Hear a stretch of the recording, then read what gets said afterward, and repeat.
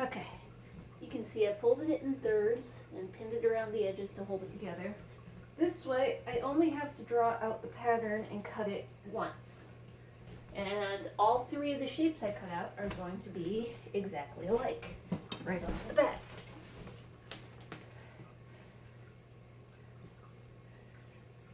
Because I'm a big believer in not doing any more work than one has to.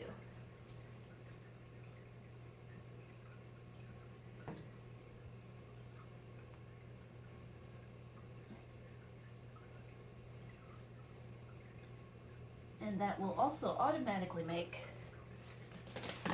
the triangle sections that are going to be the borders to make the skirt fuller. So now, here we go.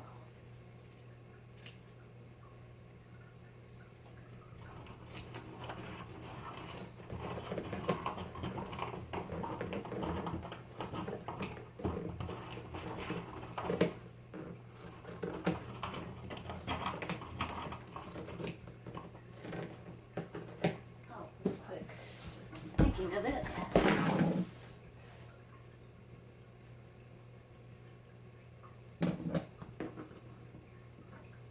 What I'm doing here is these triangles I am cutting out right this moment will be the gores in the skirt.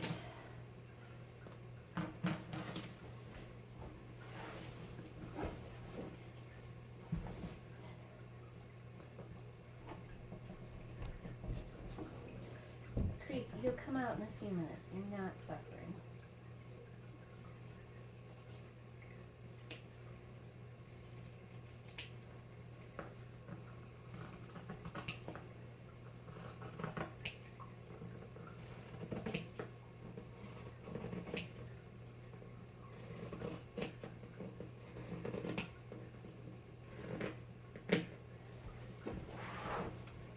And honestly, if you're experienced enough, you can really just kind of freehand cut a straight line by following a single thread,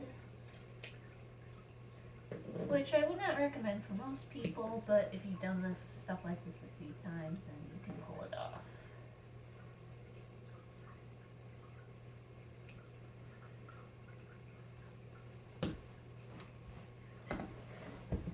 This top part is just going to be basically waist. I will use it to make the straps later.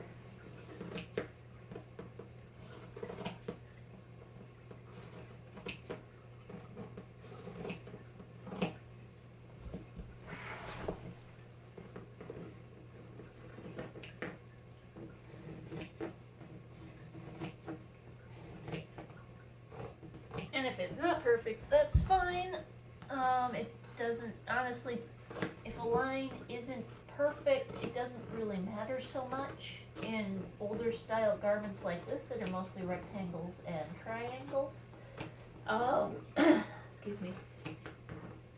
It's a lot more noticeable in much more modern garments.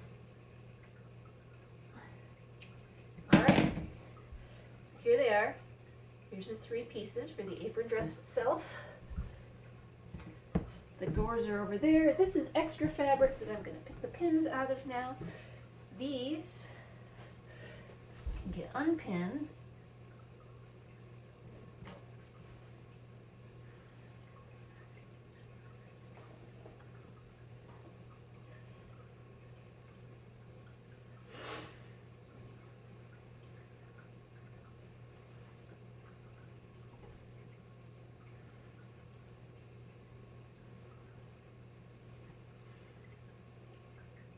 And what I'll do is I'll pin the sides here together just till down to where the skirt starts to flare. And then I will take those up and machine stitch those together. I will be using silk thread because it's what I've got in my machine, and because silk's nice and strong. Linen thread doesn't work as well in the machine. I'm not going to hand stitch all of this together. It's not going to be 100% historical accurate, but I have machine stitched the bodice too, and so sue me.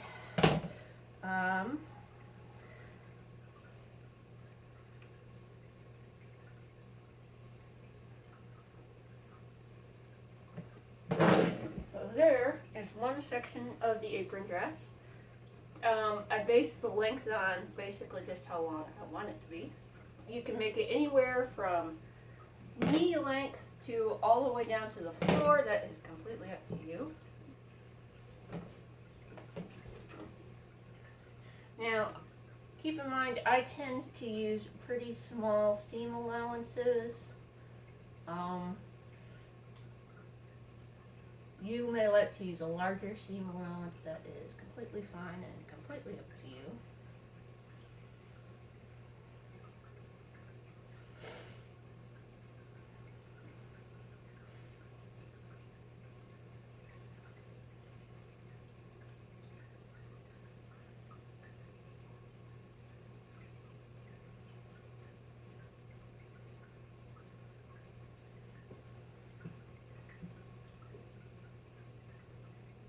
I think I will make this one so it can lace up just based on I feel like it.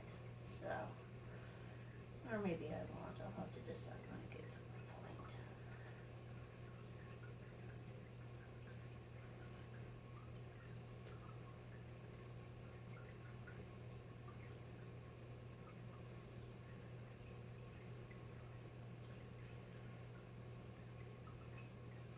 Maybe I won't. I think I won't.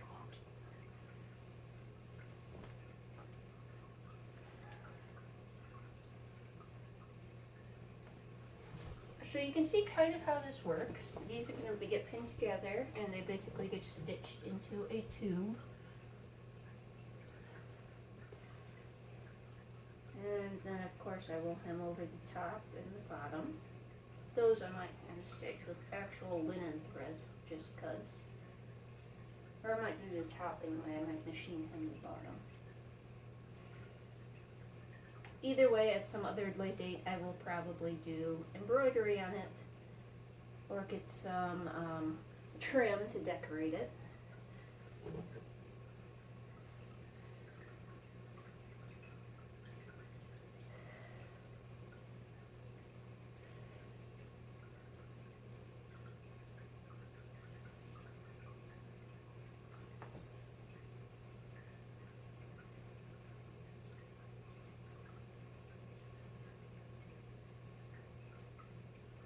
Now, one thing you will always need when working with linen is you do need a good clothes iron because linen does wrinkle and sewing wrinkly fabric is basically impossible if you want a decent result.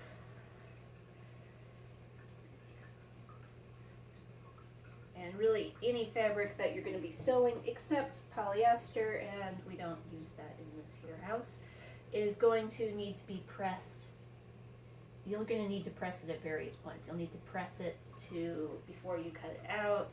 You will often need to press seam allowances open to stitch those down.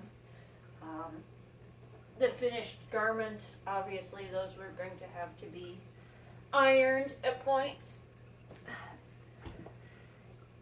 Because every time, because obviously linen and most other natural fabrics, well, not so much, but silk and cotton and linen all do wrinkle. This linen I got from Gray's Linen, incidentally.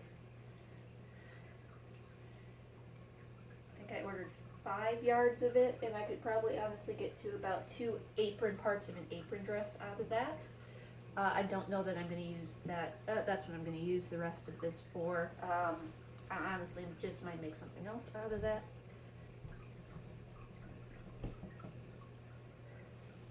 It is 60 inches wide.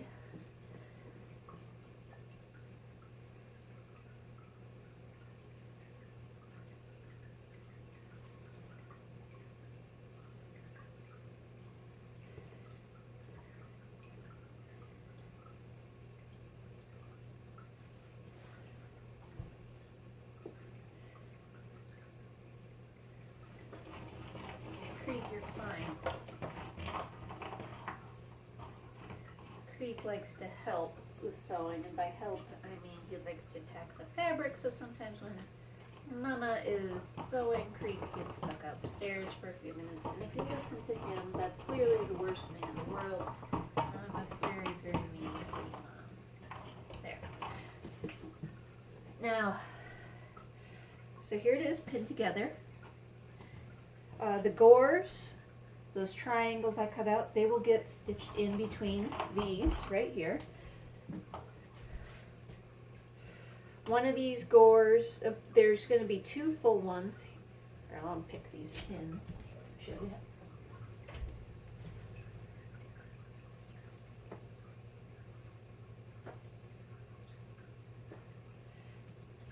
There's going to be 2 triangles ready-made like that. And then 2 of these pieces, which will get stitched together to form the third gore.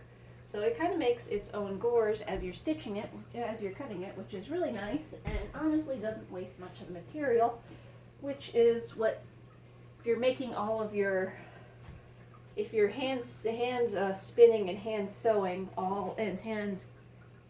doing by hand all of your fabric, you don't want to waste any, obviously. So I'm going to go stitch these together and I'll be back.